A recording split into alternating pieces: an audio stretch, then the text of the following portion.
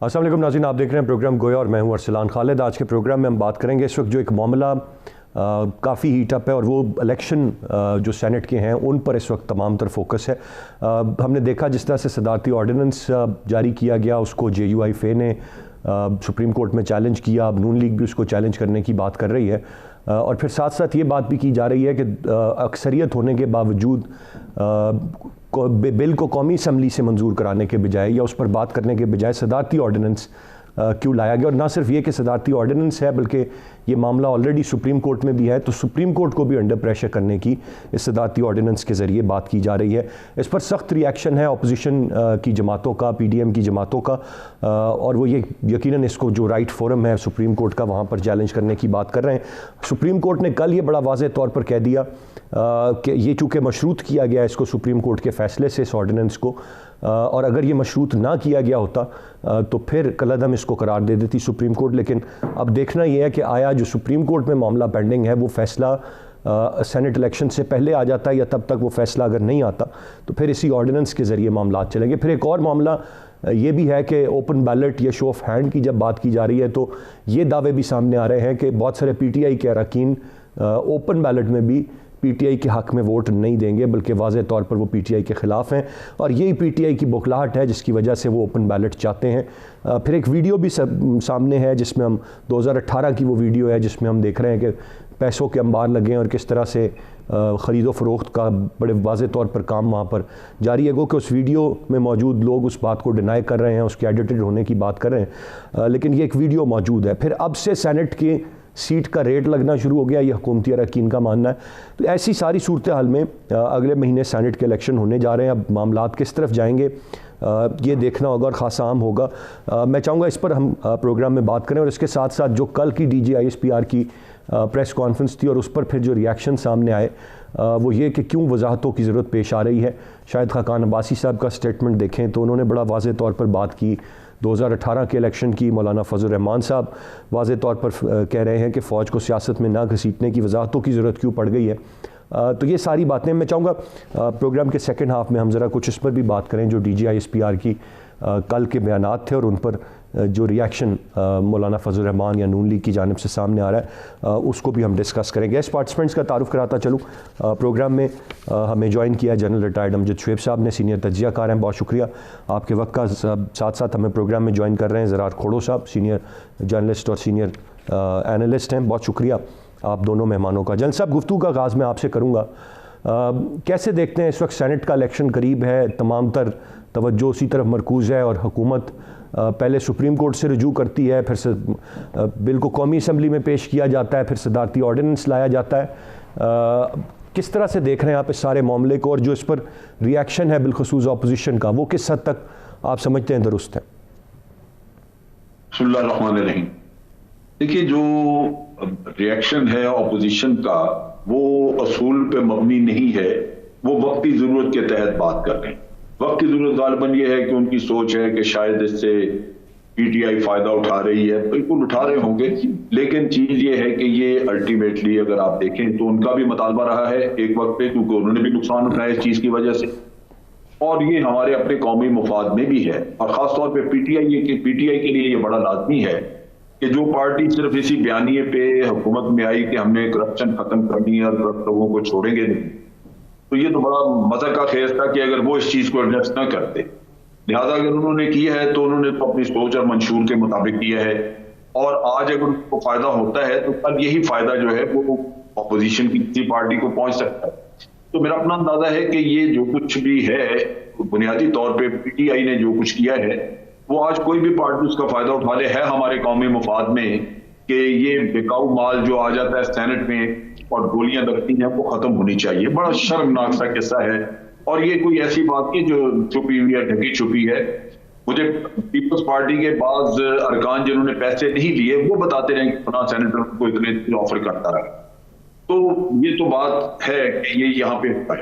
अब चीज ये है कि हम इसको कानूनी शक्ल में अगर देखें तो बिल्कुल बेहतरीन तरीका तो यही है कि पार्लियामेंट में इसको ले जाया जाए, पार्लियामेंट में इसका बिल पास कराया जाए। लेकिन आप देख रहे हैं कि पार्लियामेंट में ऑपोजिशन बैठ नहीं रही, नतीजा ये है कि बिल आगे जा नहीं सकता। अब चीज ये है कि ऑर्डिनेंस को पास करा और ऑर्डिनेंस इशू करना ये कोई बहुत अच्छा काम नहीं है जबकि पार्लियामेंट अवेलेबल हो, लेकिन मजबूरी है यहाँ पे। और फिर जब इसको मशरूत कर दिया सुप्रीम कोर्ट के फैसले के साथ, तो वो भी मेरा ख्याल है कि उन्होंने एक लिहाज से उसमें भी एक नरमी दिखा दी। अब मेरा अपना ख्याल है कि होगा ये कि इतनी सारी जो जेयूआई भी चले गई, नून लीग भी जा रही है, अपना भी, ये सारे जो सुप्रीम कोर्ट में जा रहे हैं, सुप्रीम कोर्ट इनको क्लब कर लेगा सारी इन पिटीशन को भी और गवर्नमेंट रेफरेंस को भी, और वो इनको पीछे बिठा दें। वो इनको कहेंगे जैसे ये चीफ ऑफ आर्मी स्टाफ के मामले में हुआ था कि उन्होंने 6 महीने का वक्त देके कहा पार्लियामेंट में जाएं और जाके उसको करें, और आपने देखा कि वो सबने यूनानिमसली किया। तो ये बिल भी पास हो जाएगा क्योंकि सुप्रीम कोर्ट ये डायरेक्टिव देगा कि ये पब्लिक के इंटरेस्ट में है ये काम। और ऑर्डिनेंस के लेकिन जनरल साहब, how can be sure about this कि सुप्रीम कोर्ट यही डिसीजन देगा? सुप्रीम कोर्ट तो जाहिर है उसका जो देखिए ना, कौमी, मेरा अपना अंदाजा है कि एक मिसाल मौजूद है जो चीफ ऑफ आर्मी स्टाफ के केस में की गई, तो हो सकता है कि ये, मतलब मेरा अपना असेसमेंट है, मेरा तजिया है कि सुप्रीम कोर्ट ये सारे जब आप पहुंच ही गए हैं सुप्रीम कोर्ट के पास, तो वो इनको इकट्ठे एक रास्ता दिखा देंगे कि आप जाएं, ये चूंकि कौमी मुफाद में है बिल, और उधर जाके आप बात करें। तो मेरा ख्याल है सारी पार्टीज को जाना पड़ जाएगा वहां पे। Rightly said. जनरल साहब, आपका पॉइंट आ गया, एक ब्रेक की जाने बढ़ लूंगा, साथ रहिएगा।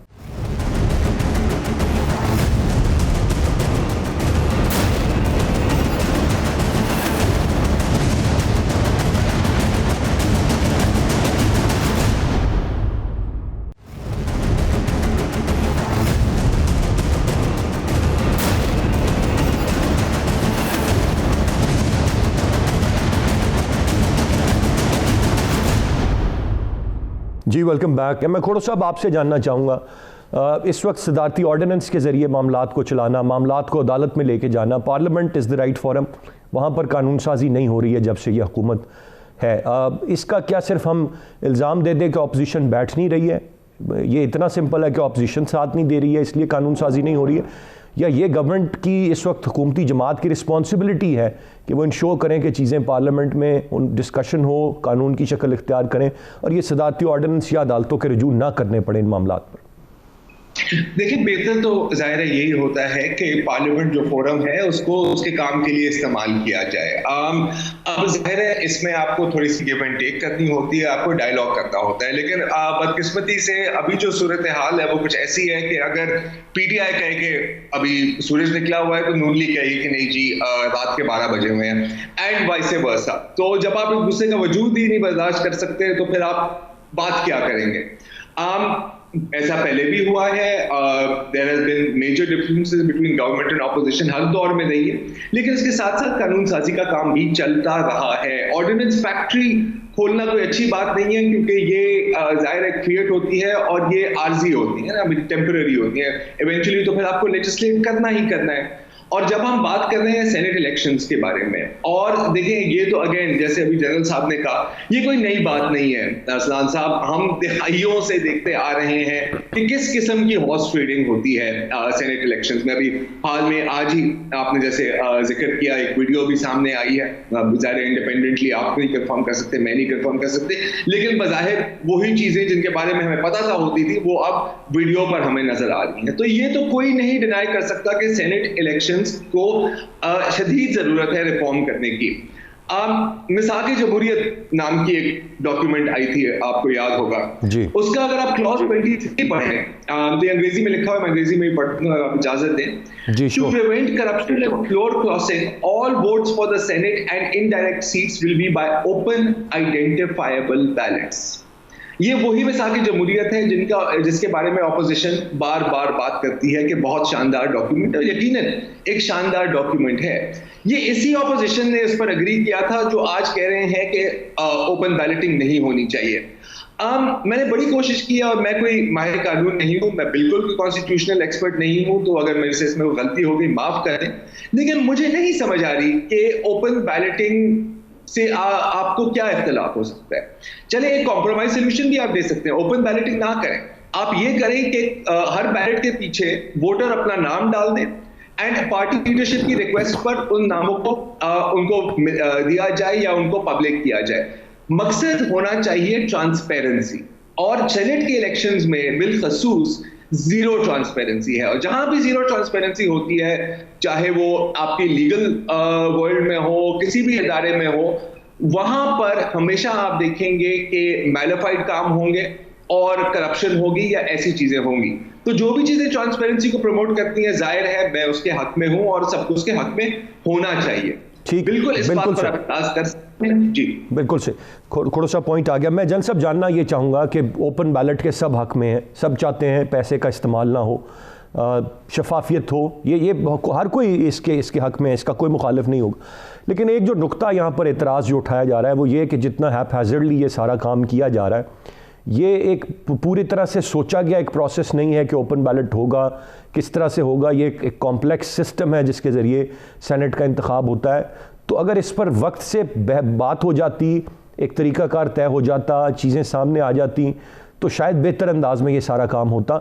एतराज़ बहुत सारे लोग इस पर इसलिए भी उठा रहे हैं कि इस पर उस तरह से सोचा नहीं गया, बस सिर्फ ओपन बैलेट कह के जल्दबाजी में ये सारा काम किया जा रहा है। ये किस हद तक दुरुस्त है सर? मेरा नहीं ख्याल कि ये एतराज कोई इतना वैलिड है। बात ये है कि अभी भी इलेक्शन से पहले ये बात चल रही है और नेचुरली अगर आप इस इलेक्शन में इनको ओपन बैलेट नहीं करते तो पैसा यहां भी चल जाएगा और उससे ही बचना है अगर हमने। तो अगर पार्लियामेंटेरियंस को बैठ के रात काम करना पड़ता है, 24 घंटे भी करना पड़ता है, तो क्या बात है? क्या कौमी मफाद में अगर वो सोच विचार करने के लिए अगले 10 दिन 15 दिन सुबह शाम भी लगा दें तो क्या बुराई है इसमें कोई? जिस काम के लिए बैठे हुए हैं लोग, तो ये बहाना है।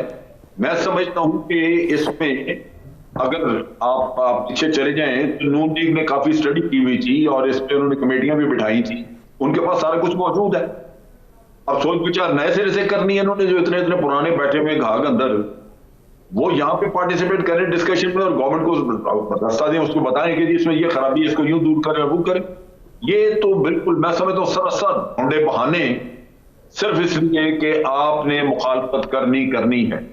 मुझे इसका गर्ज नहीं है कि पीटीआई क्या है या वो, मैं समझता हूं कि ये चीज हमारे मुल्क के मफाद में है क्योंकि ये करप्शन रोकने का एक जरिया बने। लिहाजा इसके लिए इनको जो भी करना पड़ता है करें, रात जागे या दिन जागे, तो गलत है, इस पे कम से कम कायल। Rightly said. खोड़ो साहब, दो चीज़ें हैं जो मैं देखता हूँ। एक तरफ ये कि ओपन बैलेट और इसमें पैसा ना चले, ये गवर्नमेंट का मौक़िफ़ है, हम साथ देते हैं, हम अप्रिशिएट कर लेते हैं जी कि ये गवर्नमेंट चाह रही है ये सारा मामला ना हो, बड़ी अच्छी बात है। दूसरी जानिब ये क्या है कि आप एन सेनेट इलेक्शन से पहले अपने हुकूमती अरकान असम्बली के लिए 50-50 करोड़ रुपए के फंड्स का ऐलान करते हैं। ये क्या खुला तजाद है कि एक तरफ आप बड़ी शफाफियत की बात कर रहे हैं, यहाँ पर आप ये ऐलान कर रहे हैं, उसके बावजूद आप ये शो ऑफ हैंड इसलिए चाहते हैं कि आपको डर है कि आपके लोग बिक ना जाएं, और अपोजिशन के दावे ये आ रहे हैं कि फिर भी कोई पता नहीं कि इनके लोग शो ऑफ हैंड में भी इनके खिलाफ वोट दे दें। ये सूरत हाल है सर। इसमें एक तरफ तो शफाफियत को छोड़ देते हैं और ये देख लेते हैं ये किस हद तक शफाफियत के दावेदार शफाफियत चाहते हैं। देखिए, घूम फिर के तो हर एक चीज आपके अपने फायदे की ही होती है ना। तो ये जिन चीजों की आप बात कर रहे हैं, ये एक स्टैंडर्ड एसओपी है सियासत का सर, कि जो चीज आपके हक में जा रही है आप जाहिर है आप वो चाहेंगे। और कभी कभी इसका ये मतलब नहीं है कि ये कोई बुरी चीजें हैं, ठीक है।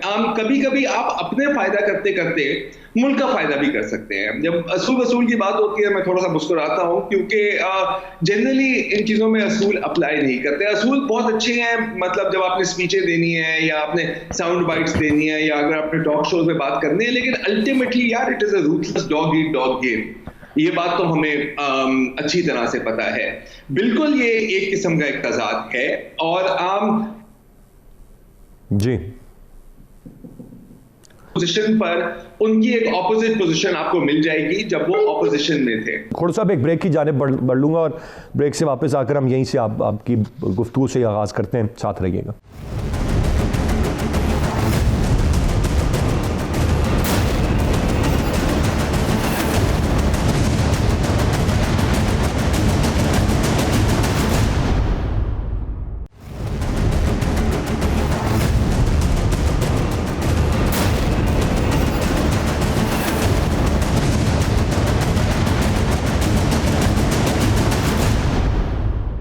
जी वेलकम बैक। ज़रार खोड़ साहब, आप अपनी बात मुकम्मल कर लीजिए। आपका ये मानना है कि ले दे के कहीं ना कहीं हर किसी के अपने फ़ायदे की बात है, तो ये बाकी चीज़ें सिर्फ महज बयानात हैं जो अच्छे लगते हैं, साउंड बाइट्स हैं जो अच्छे लगते हैं, अल्टीमेटली इवेंचुअली हर कोई अपना फ़ायदा देख रहा होता है, ऐसा ही है सर?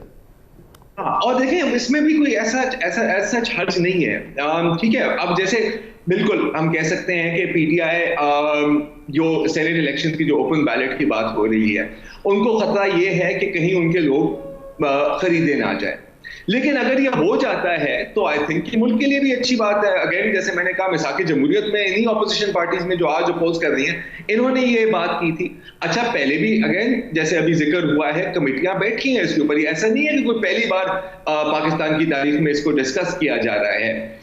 अब जहां तक डेवलपमेंट फंड्स की बात है, तो बिल्कुल एक जमाना था जब खान साहब कहते थे कि जी ये करप्शन का शुरुआत ही यहां से होती है।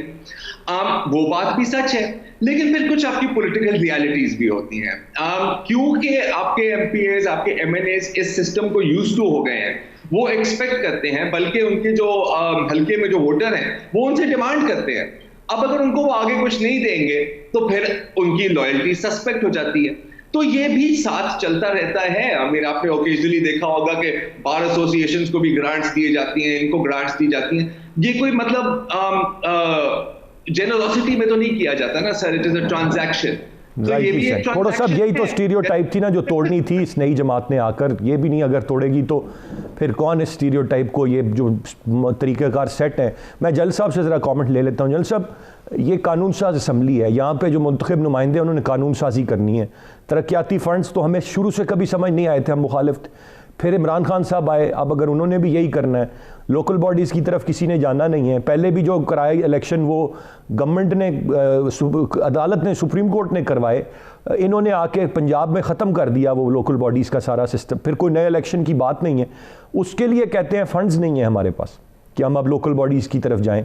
और ये 50-50 करोड़ रुपया एक हुकूमती अरकान असम्बली को जाएगा, ये जस्टिफाइड। ये कौन सा सर चेंज है? ये मैं तो कोई और आया उसी सिस्टम में, वो भी वही सब कुछ कर रहे हैं जो माजी में होता है। दिस नो चेंज है। देखिए, बात ये है कि ये तरीकाकार तो है गलत, लेकिन होता ये है कि पार्लियामेंटेरियन अपनी हुकूमत के ऊपर प्रेशर लाते हैं। वो ये कहते हैं कि जनाब हमारे इलाके में डेवलपमेंट वर्क नहीं हुए, मेरा ये काम था, वो चीज़ थी, मेरे वोटर्स ये चाहते हैं कि हमें ये बना के दिया जाए। तो अगर ये आप नहीं करते तो फिर मैं अगले इलेक्शन में जाके क्या मुंह दिखाऊं उनको? तो there has to be some development in my area. तो उसकी कॉन्स्टिट्यूएंसी में कुछ काम कराना है, लेकिन ये तरीका दुरुस्त नहीं जिस तरीके के तहत किया जा रहा है। ये हो सकता है कि किसी एक कॉन्स्टिट्यूएंसी इतनी, उसमें लोग इतने बुरे हालात में रह रहे हों कि वहां आपको 50 करोड़ नहीं बल्कि वहां पे 1 अरब, 1 बिलियन खर्च करने की जरूरत है, और किसी और कॉन्स्टिट्यूएंसी में 50 करोड़ नहीं, आपको 10 करोड़ खर्च करने की जरूरत है। तो यहां पे होना ये चाहिए था कि उन सब से ये प्रोजेक्ट्स लेते, उनके डेवलपमेंट वर्क्स वगैरह लेते, प्रायोरिटाइज करते, और फिर एलोकेशन बनती है उसके मुताबिक कि किसके यहाँ क्या करना है, और उसके एक सुपरविजन का मेथडोलॉजी वहां पे डेवलप की जाती, उसको चेक करने का सिस्टम जो है वो रखा जाता, और उसको इंश्योर करते कि उसमें फिल ना हो, पैसा कायम है। तो अगर आप मेथोडिकली ये काम करें तो ये तो पब्लिक के मुफाद में होगा, और बिल्कुल ये कल को जो वहां के हैं मेंबर्स हैं, जो इलेक्टेड लोग हैं, वो जाके अपने लोगों को अपनी कारगुजारी भी दिखा सकेंगे। लेकिन अगर यूं पैसा बांट दें 50 करोड़ 50 करोड़, तो जहां नहीं जरूरत वहां खा दिया जाएगा। तो ये तरीका गलत है, मैं तरीके से इत्तफाक नहीं करता, लेकिन डेवलपमेंट तो करनी होगी। अगर आप उन कॉन्स्टिट्यूएंसी से इलेक्ट होकर आए हैं और उनमें कुछ आप करवा नहीं सके जो आप वादे करके आए हैं, तो फिर आपका कोई हक नहीं है वहां दोबारा जाके वोट मांगने। तो ये काम तो करवाने होंगे, लेकिन इसके लिए तरीका कार पता करना होगा। पैसा पकड़ाना कोई हल नहीं है, वो डेफिनेटली खाया जाए। मेरे ख्याल के मुताबिक ये जल्दबाजी में इन्होंने किया है। इनको एक तरीके के तहत मेरिट के ऊपर काम करना चाहिए, और हो सकता है कि कहीं ज्यादा पैसे की जरूरत हो, कहीं कम की जरूरत हो। बिल्कुल सही, अगर इस तरह कर दिया जाए तो कोई हर्ज नहीं उसमें। बिल्कुल सही, बिल्कुल सही। मैं आगे बढ़ना चाहूँगा। सेनेट के हवाले से हमने बात की कल। ज़रार खोड़ो साहब, तर्जुमान पाक फ़ौज के बयानात के ज़रिए कुछ चीज़ों की वजाहत हुई, उसमें जो बहुत हमने अप्रिशिएट की बात, वो तो जो वैक्सीनेशन मिली अफवाज पाकिस्तान को, वो फ्रंट लाइन वर्कर्स को उन्होंने डोनेट कर दी। बहुत बड़े दिल का मुजाहरा। जो उन्होंने वजाहत दी सर, ये कि सियासत में घसीटने की और बाकी मामलात की, ये किस हद तक ज़रूरी थी? फिर किसी के साथ बैक चैनल राब्ते नहीं हैं, और फिर फजल रहमान साहब भी सवाल कर रहे हैं कि इस वजात की ज़रूरत क्यों पेश आई। शाहिद खान अब्बासी साहब का निस्बतन ज़रा सख्त स्टेटमेंट इस सारे मामले पर आया। ये मैं जानना ये चाहूँगा कि कितना ज़रूरी था, और जो रिएक्शन फिर इस पर अपोजिशन दे रही है वो किस हद तक दुरुस्त? ये correct me if I am wrong Arsalan, एक सवाल पूछा गया था, सवाल के जवाब में ये बात आई थी ना? जी जी। अब देखें, अब अगर सवाल आपसे पूछा जाए तो उसका जवाब तो आप देंगे ना चाहे वो जवाब ये भी हो कि जी हमें दखेला ना जाए। मेरा ख्याल है सवाल ये था कि क्या कोई बैक चैनल कॉन्टैक्ट्स हैं ऑपोजिशन के साथ, यही सवाल था मेरा ख्याल है। If I am correct about this Arsalan, आपको याद है? जी जी जी, लेकिन खोड़ो साहब असल तो हाईलाइट सवाल नहीं बना, हाईलाइट तो सवाल तो नोबडी नोज, जवाब असल स्टेटमेंट बन गया। जहाँ तक मुझे याद है, अगेन हो सकता है कि मैं गलत हूँ क्योंकि मैंने अब पूरी प्रेस कॉन्फ्रेंस में सवाल जवाब के साथ नहीं देखी। बिल्कुल खबर ये बनी, लेकिन ये कोई ऐसी बात नहीं होती यूजुअली कि बंदा खुद आके कहता है कि अस्सलाम वालेकुम, मैं आज आपसे मुखातिब हो रहा हूँ और मैं आपको उठते के साथ बताना चाह रहा हूँ कि हमें ना धकेला जाए सियासत में और हमारे कोई कॉन्टैक्ट नहीं है। सवाल पूछा जाता है, प्रेस कॉन्फ्रेंस है, सवाल के जवाब में आपको ये जवाब मिलता है। जाहिर है ऑपोजिशन यही बात करेंगी क्योंकि आप देख रहे हैं कि जब से ऑपोजिशन की मुहिम शुरू हुई है बार बार ये बातें हुई हैं, and there have been some contacts and कुछ वेरीफाई हो सकते हैं और कुछ वेरीफाई नहीं हो सकते। देखिए, पाकिस्तान की जो तारीख है वो आप भी जानते हैं और मैं भी जानता हूँ, ठीक है। हमारे पास बिल्कुल इंटरफेरेंस रही है, हमारे पास बाकायदा डिक्टेटरशिप्स रहे हैं। जब जमहूरियत रही भी है तो वो भी एक लिहाज से आप बोल सकते हैं कि हाइब्रिड कहें, कंट्रोल्ड कहें, गिव एंड टेक वाली कहें, जैसे भी आप कहना चाहें, ये सब दिस इज ऑल रियलिटी। तो इस तरह के बयानात अभी तो मैं फेस वैल्यू पे ही लूंगा। जहां तक इस हुकूमत और इस्टेब्लिशमेंट की बात है तो मेरा ख्याल है कि बहुत कम ऐसी हुकूमतें होंगी पाकिस्तान में जिनकी इतनी काम और कोजी रिलेशनशिप्स हैं, और ये चीज भी फेयरली क्लियर है। तो अगेन आई थिंक ये ऐसा बयान है कि इसके ऊपर आप जो भी समझना चाहें आप समझ सकते हैं, और यही है हमारा अलमिया कि हम इतने पोलराइज हैं। ठीक ठीक। मैं जल साहब आप कैसे देखेंगे सर इस सारे मामले को? और as a matter of fact देखें, घसीट तो रहे हैं, ये कोशिश तो कर रहे हैं, ये बार बार एड्रेस भी करते हैं, ये चाहते हैं कि कोई ना कोई एक्शन फौज ले ले इस हुकूमत के खिलाफ। जब अच्छे ताल्लुकात हैं एक पेज पर, जो रवैया है मैं समझता हूँ इंतहाई शर्मनाक और इंतहाई घटिया है। मैं ये अल्फाज इसलिए इस्तेमाल कर रहा हूँ कि मैंने बड़े लंबे वक्त तक इस चीज को स्टडी किया है। कितने भोंडे नंगे तरीके से हमारे मियाँ साहब ने इंग्लैंड में बैठ के इल्जाम लगाया, बाजवा साहब का नाम लिया, और उन्होंने फिर आगे से इनको चेहरा दिखाया इनका कि जनाब एनआरओ मांगने के लिए उनके पास पहुंचे हुए थे मोहम्मद जुबैर। अब चीज ये है कि आपने शुरू किया वहां से कि जनाब इलेक्शंस में फौज ने इनको जिताया। बड़ी सीधी सी बात है, आप सबूत पकड़ें और इलेक्शन कमीशन में जाएं, या सबूत पकड़ें तो सुप्रीम कोर्ट में चले जाएं, और अगर किसी ने किया है ऐसा तो बिल्कुल उसको सजा होनी चाहिए।